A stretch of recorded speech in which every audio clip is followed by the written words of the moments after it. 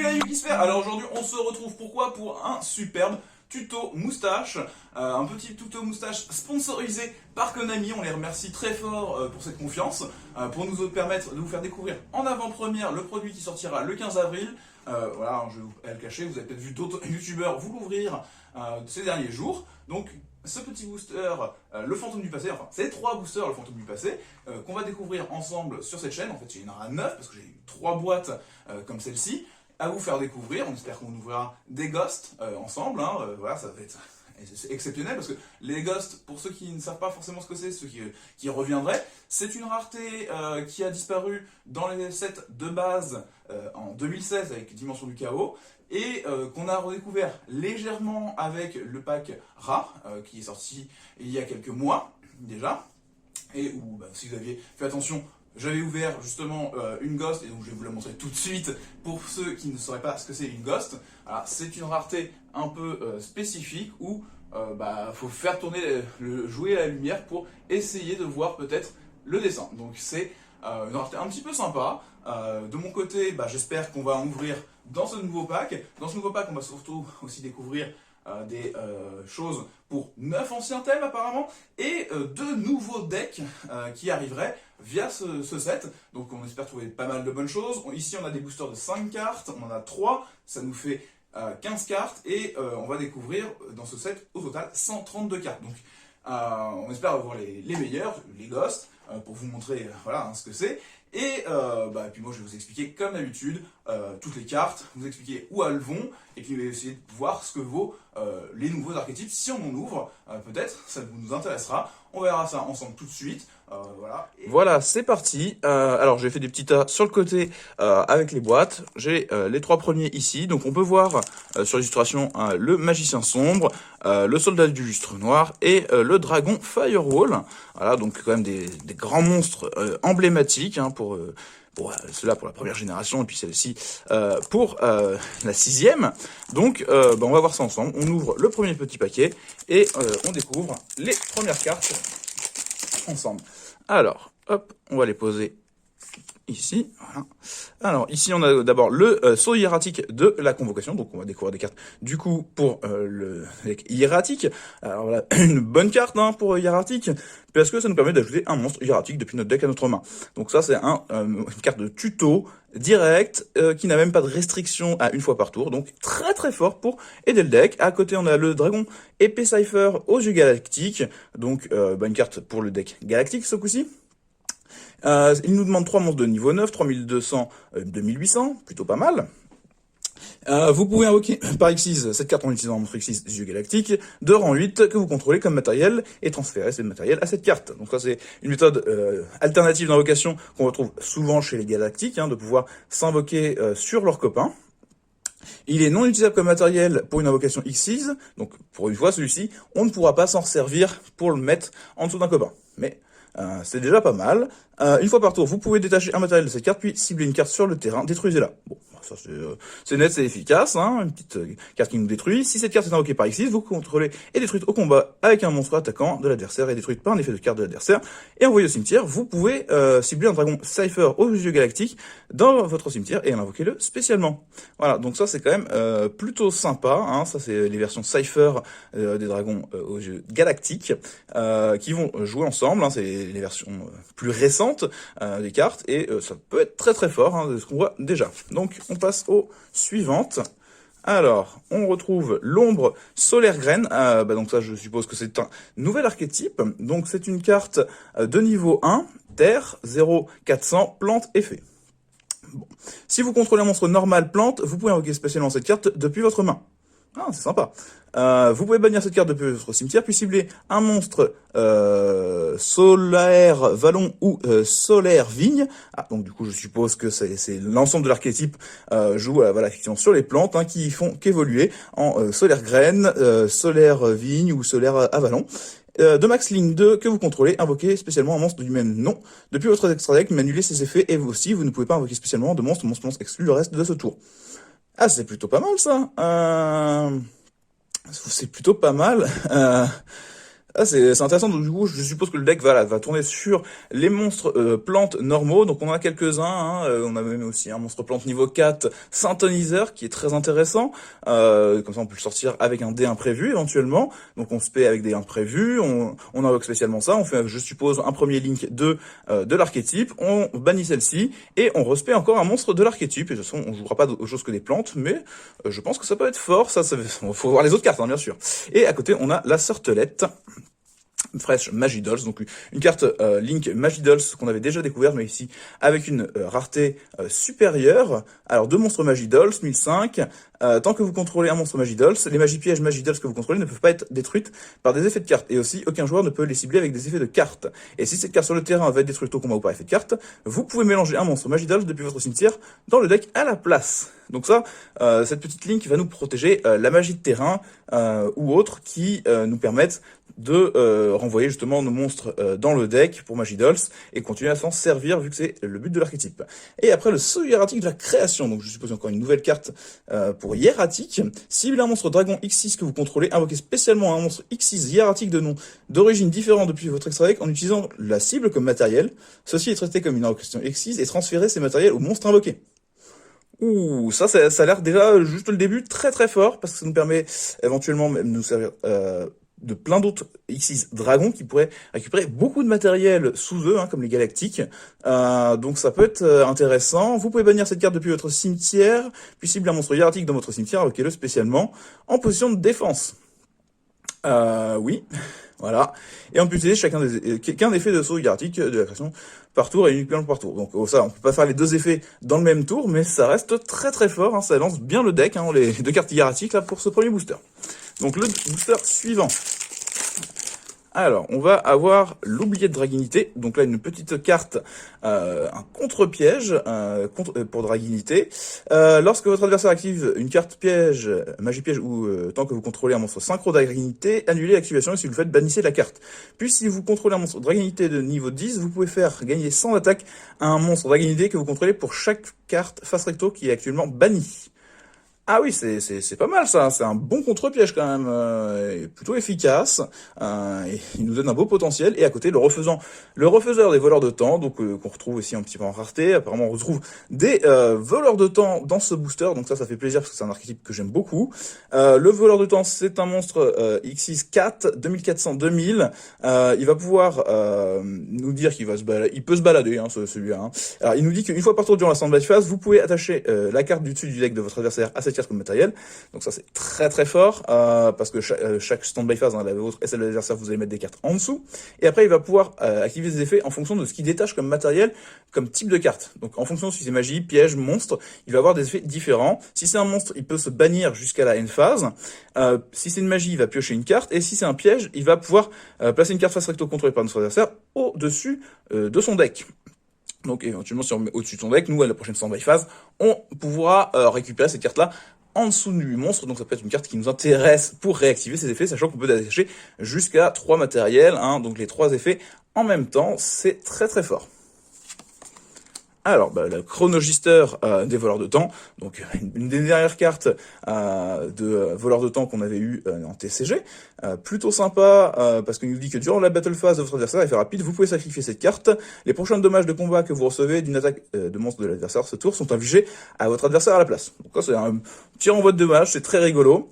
Et si un monstre X6 face recto que vous contrôlez quitte le terrain par effet de carte, tant que cette carte est dans votre cimetière, sauf durant un damage step, vous pouvez invoquer spécialement cette carte, mais bannissez-la lorsqu'elle quitte le terrain. Alors, on va en général pas la bannir parce qu'on la remettra sous un matériel X6, donc cet effet-là sera oublié quand elle sera détachée du matériel X6 parce qu'elle ne partira pas du terrain. Donc avec le refaiseur, en général, ça nous permet de faire des combos très rapidement, de faire un premier refaiseur, avoir mis éventuellement un chronogister au cimetière ou directement en tant que matériel en dessous, et comme ça il pourra revenir presque instantanément et nous permettre de faire un deuxième X6. Et après on a le saut hiératique du bannissement, sacrifier un monstre hiératique, puis cibler une carte contrôlée par votre adversaire, bannissez la cible. Bon, ça c'est net, c'est efficace. Et la dernière petite carte, c'est le bûcher du chevalier étoilé. Donc ça c'est une nouvelle carte, hein, je ne connais pas. Ajoutez un monstre chevalier étoilé ou un monstre lumière dragon de niveau 7 depuis votre deck à votre main. Puis si vous ne contrôlez aucun monstre et que votre adversaire contrôle un monstre ténèbres, vous pouvez invoquer spécialement un monstre lumière dragon de niveau 7 depuis votre main. Ouh, c'est pas mal ça, je sais pas si Ça, c'est une bonne carte pour revenir sur le terrain. Alors, apparemment, effectivement, ça joue avec Chevalier Étoilé, mais pas que. Ça a l'air très très fort, j'ai hâte de découvrir le reste. Donc on redécouvre la Terreur de Trishula, une carte qu'on avait découvert dans le deck de structure récemment, qui est en rareté améliorée. À côté le Gigantesque, qui est une 1009-1300. Il invoque normalement inopposable. Normalement doit d'abord être invoqué spécialement depuis votre main en bannissant un monstre de terre depuis votre cimetière. Et si cette carte est détruite au combat ou est envoyée au cimetière, détruisez toutes les magies pièges sur le terrain. Le Gigantesque, c'est une carte qui a été jouée dans pas mal de decks terre, voilà, à moitié dans les decks abyssardants qui jouaient certains terres et qui se servaient des fois de Gigantesque ou dans d'autres decks, voilà, Chevalier Fantôme. Ça les intéresse.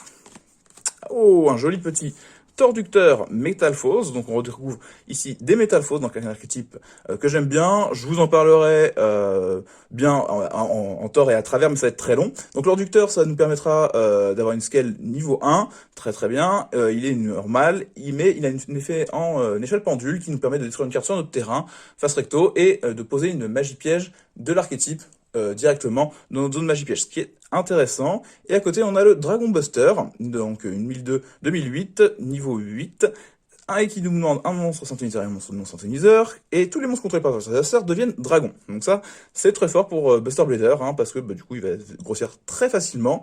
Et une fois par tour, si vous contrôlez aucun monstre Buster Blader, vous pouvez cibler un Buster Blader dans votre cimetière, invoquez-le spécialement. Bon, voilà, comme ça nous aide complètement. Et une fois par tour, l'adversaire est fait rapide. Vous pouvez cibler un monstre Buster Blader que vous contrôlez, équipez-le avec un monstre épée destructif depuis votre cimetière. Voilà, c'est le synchro qui est sorti pour faire tourner le deck. Voilà, c'est une bonne carte. Et la dernière, le dragon céleste hiératique du seigneur d'Héliopolis. Ouh. Ça, c'est un petit nom à rallonge, mais je pense qu'il va être assez fort.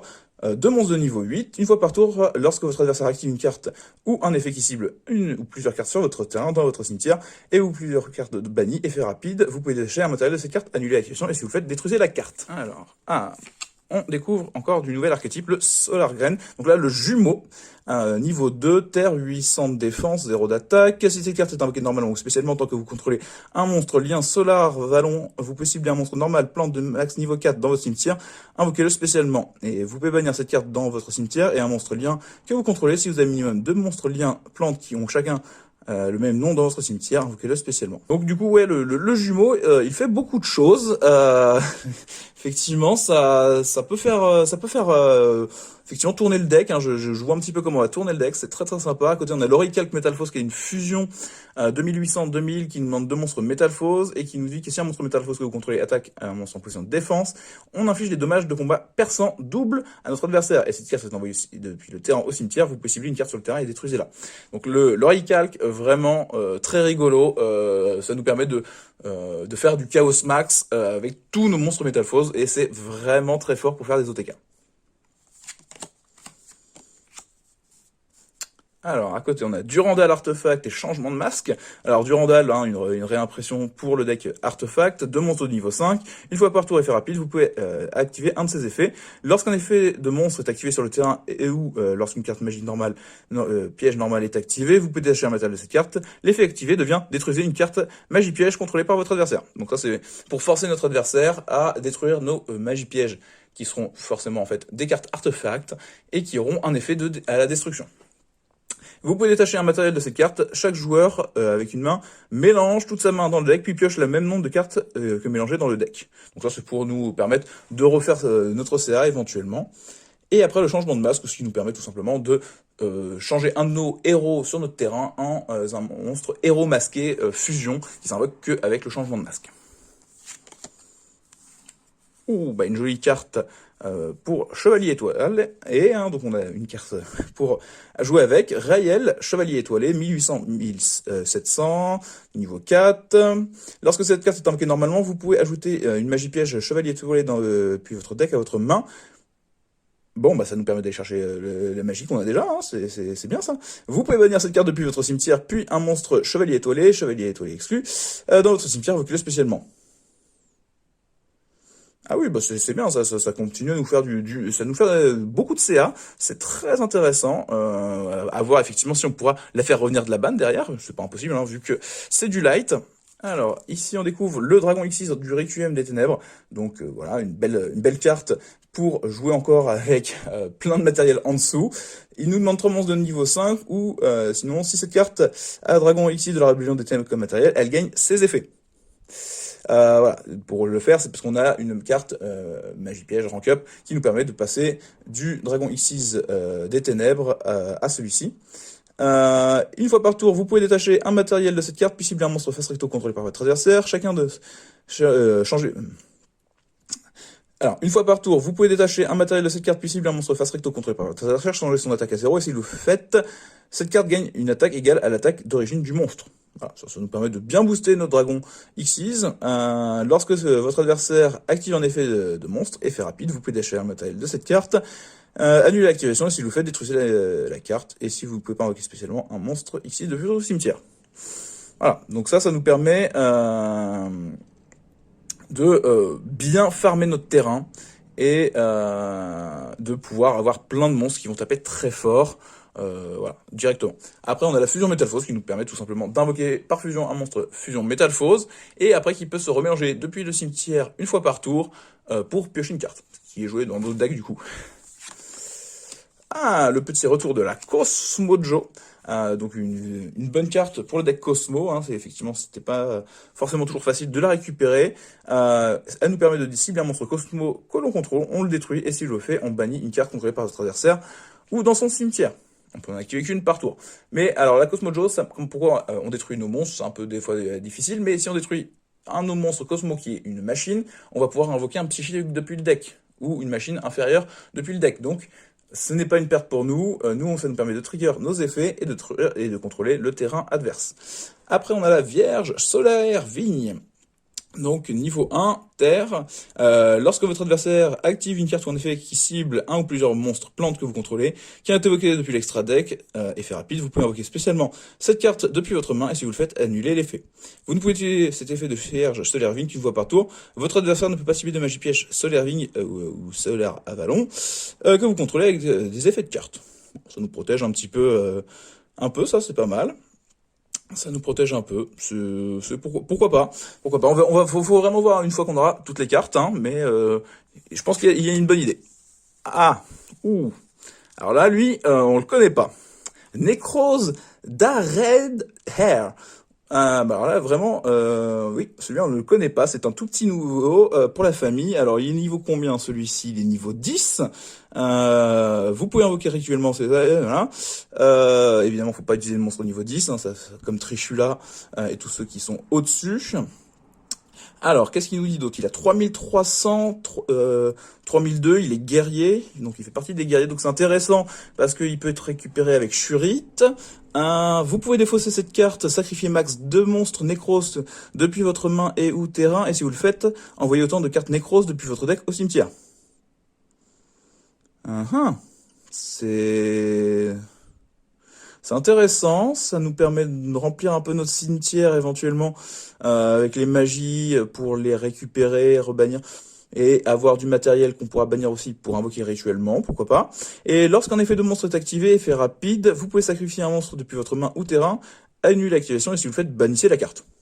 Ah oui, là, son effet quand il est sur le terrain, oui, ok, oui, c'est intéressant. Très intéressant, ok, donc là on a une grosse négate. Déjà on avait des choses qui annulaient les effets des monstres d'extra deck, mais là on a une très très grosse négate sur le terrain, donc bienvenue, cher monsieur. Alors, le remonteur des voleurs de temps. Donc, une carte encore pour voleurs de temps. Et la Petting Cesseur Magidols. Alors, le remonteur, il est 1800, 1300, niveau 4, donc de statistiques correctes, hein, comme d'habitude. Vous pouvez détacher un matériel d'un monstre X que vous contrôlez, invoquer spécialement cette carte depuis votre main. Et si cette carte est invoquée normalement ou spécialement, vous pouvez ajouter une carte voleur de temps depuis votre deck à votre main. Donc lui, c'est le tuto du deck, il fait bien tourner le deck. Si on a le chien, on pourra l'invoquer directement spécialement depuis le deck en premier play, mais sinon on pourra l'invoquer une fois qu'on aura fait notre premier X6 depuis notre main, et quand même avoir son effet. Donc ce que vous avez vu avec le chronogister, on va envoyer forcément 2 ou 3 X6 facilement avec remonteur de temps sans se poser de soucis. Et après la Petting Cesseur Magidols, 1400, terre, niveau 4, si cette carte est en votre possession et détruite par une carte de l'adversaire et envoyée à votre cimetière, mélangez cette carte dans votre deck. Vous ne pouvez pas utiliser chacun des effets suivants de Petinseur Magidol une fois par tour. Si vous n'avez aucun monstre dans votre cimetière, vous pouvez invoquer spécialement cette carte depuis votre main. Ok, bon bah effectivement, vu que Magidol s'arrête pas de normalement renvoyer ses monstres dans le deck, ça devrait être assez facile. Et après, si cette carte est invoquée spécialement, vous pouvez invoquer spécialement un monstre Magidols depuis votre main ou deck, et si vous le faites, réduisez son niveau de 1, et aussi vous ne pouvez pas invoquer spécialement de monstre Magidols exclu le reste de ce tour. Alors lui, ce petit monstre, je crois que c'est un petit nouveau, hein, qui va nous permettre facilement de faire nos monstres liens du coup. C'est pas mal, c'est pas mal du tout, à voir. Le petit diapason à réaction et le champ de conduction fondu. Alors diapason à réaction, voilà, hein, c'est pour les archétypes diapason, hein, que vous connaissez peut-être avec le dragon rouge archdémon. Ciblez 2 monstres diapason dans votre cimetière, ajoutez un monstre de niveau 4 depuis votre deck à votre main, et si vous le faites, renvoyez le cible au deck. Bon, c'est pas mal, ça, c'est pour recycler un petit peu nos ressources et en ajouter d'autres. Et après, on a le champ de conduction fondu, qui nous permet d'envoyer 2 monstres Laval depuis votre deck au cimetière. Une petite carte pour Laval, effectivement, ça faisait longtemps. On n'avait pas vu depuis très très longtemps Laval, et on va voir ce qu'il y a en dessous. Ah, je ne connais pas cette carte, donc c'est une nouvelle aussi. La salamandre Laval-Val. Ok. Donc les Laval-Val, c'est les monstres d'extra deck, hein, de l'archétype. 2600-200, donc feu, donc c'est intéressant parce que bien sûr, ça pourrait être réinvoqué comme les autres Laval. Il est niveau 7. Il nous demande un monstre synthétiseur et un monstre synthétiseur feu.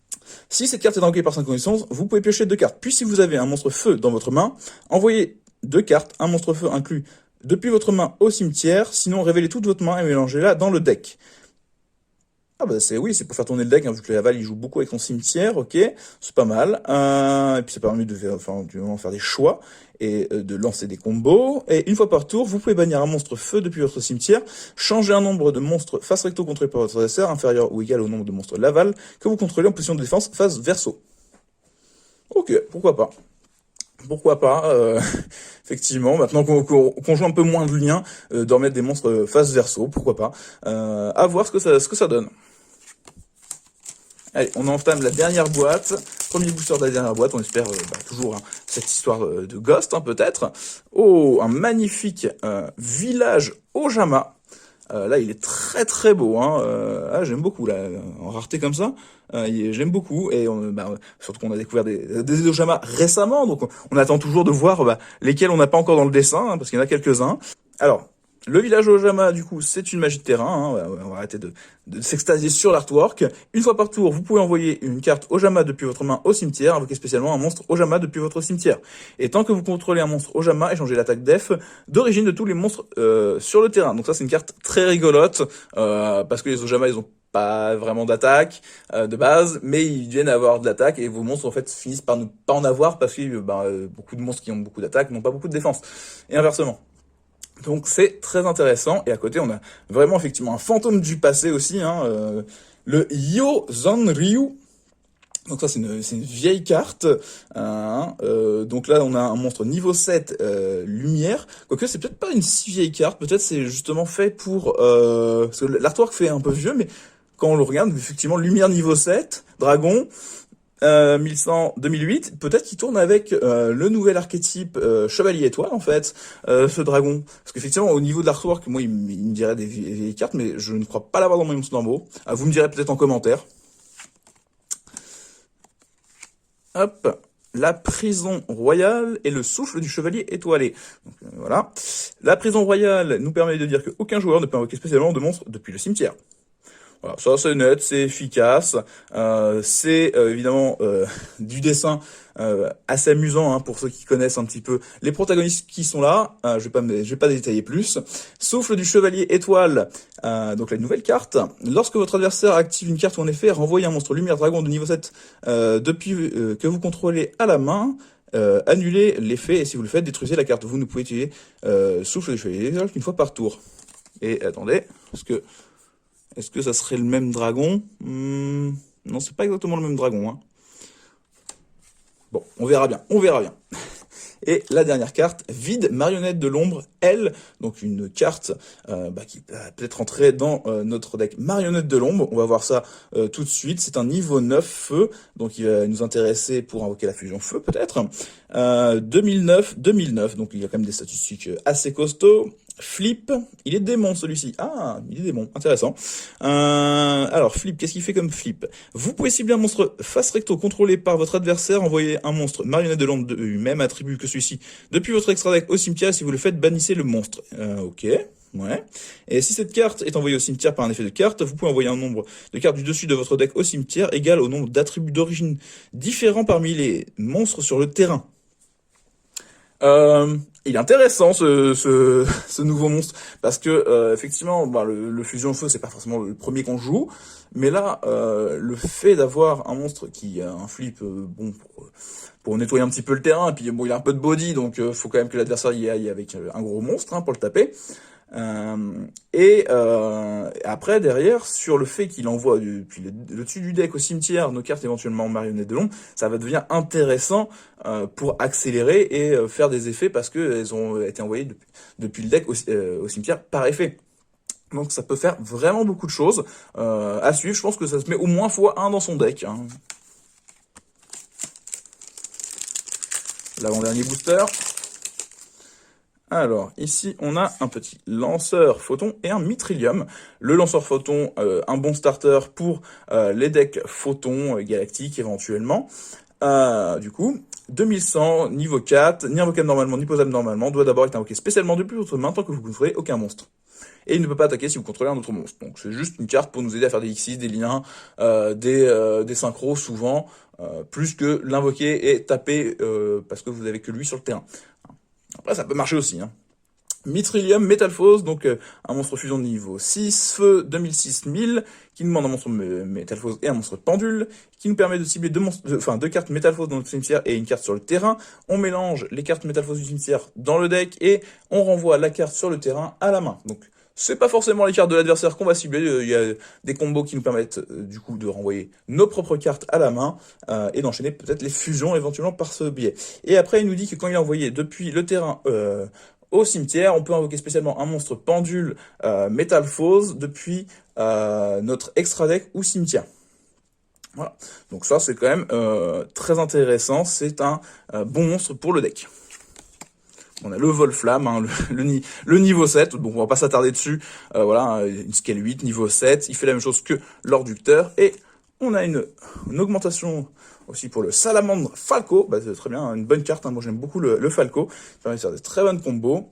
Et le Testalos, le méga monarque, très très joli, vraiment très joli, donc beaucoup de feu c'est un peu le feu, on va dire cette boîte, parce que je dis depuis le début, on a vu quand même beaucoup de monstres feu, un peu de monstres terre et light, mais beaucoup de feu. Alors le salamandre Falco, pour ceux qui connaissent pas le deck salamandre grande, c'est un être qui est type cyber. Celui-ci il a 1200, 1006. Il nous dit que s'il est envoyé au cimetière, donc depuis n'importe où, on peut cibler une magie piège salamandre grande dans le cimetière et on la pose sur notre terrain. Ce qui est très pratique pour récupérer nos cartes. Et après, si cette carte est dans notre cimetière, on peut cibler un monstre salamandre grande que l'on contrôle, on le renvoie à la main et on l'invoque lui spécialement. Donc il est très pratique, il est niveau 4, vraiment utile. Je le conseille dans les decks salamandre grande, parce que le deck salamandre grande peut encore faire de belles choses, je trouve. Après on a Testalos, le méga monarque, 2008-1000. Si vous pouvez invoquer par sacrifice cette carte en sacrifiant un monstre invoqué par sacrifice, et si cette carte est invoquée par sacrifice, regardez la main de votre adversaire et défaussez lui une carte. Si c'était une carte monstre, infligez des dommages à votre adversaire égaux à son niveau d'origine x 200. Et si cette carte a été invoquée par sacrifice en sacrifiant un monstre feu, ajoutez cet effet supplémentaire. Aussi, infligez 1000 points de dommage à votre adversaire après ça. Donc le Testalos, c'est là pour mettre un peu de dommages. C'est vraiment là pour mettre beaucoup de dommages vis-à-vis de l'adversaire. C'est quand même assez cool. C'est un monarque, un bon monarque. Allez, le petit dernier booster, on y croit, on rêve d'ouvrir des belles choses dedans. On va voir. Alors, le village Ojama et le Yozan Ryu. Donc, je vous les présente pas. La prison royale. Et bah le soufflet, ah bah voilà, on a au moins une carte qu'on n'a pas eu jusqu'à là, bah c'est la dernière, et du coup c'est le dragon LV10, dans une belle petite rareté. Ce n'est pas une ghost, mais c'est plutôt sympa pour ceux qui ont commencé à vouloir remonter le deck, hein, pour le récupérer ici, bah voilà, dans une rareté vraiment belle, hein, donc le dragon armé LV10, alors il est ni invocable normalement ni posable normalement, uniquement invocable spécialement, depuis notamment en sacrifiant un monstre dragon LV7. Donc maintenant ça va être beaucoup plus facile grâce au nouveau dragon tonnerre, hein, qui s'invoque plus rapidement. Et vous pouvez envoyer une carte depuis votre main au cimetière, détruisez tous les monstres face recto contrôlés par votre adversaire. Donc lui en général, on a quand même envie de le jouer au moins x1, pour faire quand même un petit ménage chez l'adversaire, hein, parce que c'est pas très cher quand même de défausser un monstre si on peut en détruire 5 ou 6. Donc voilà, une bonne petite carte pour nous. Et puis bah voilà, je trouve que c'était une bonne ouverture quand même. On a découvert plein de nouvelles choses. Moi, ça me donne envie d'en découvrir plus. Je sais pas vous. Et puis on se retrouve pour une petite conclusion. Bon, et bah c'est fini. Merci encore à Konami d'avoir permis de faire cette ouverture avec vous, de pouvoir faire découvrir toutes ces cartes. J'espère que ça vous a intéressé, que le 15 avril, vous irez aussi récupérer un peu de ce produit. Moi, je vais sûrement aller rechercher encore un petit peu parce que, effectivement, les nouveaux archétypes m'intriguent énormément. Hein, et puis, si vous voulez en voir plus, n'hésitez pas. Il y a d'autres vidéos qui ont été sponsorisées par Konami qui vous permettent de découvrir ce set un petit peu en avance. Et puis, pour le reste, moi, je vous souhaite toujours, comme d'habitude, de bons duels!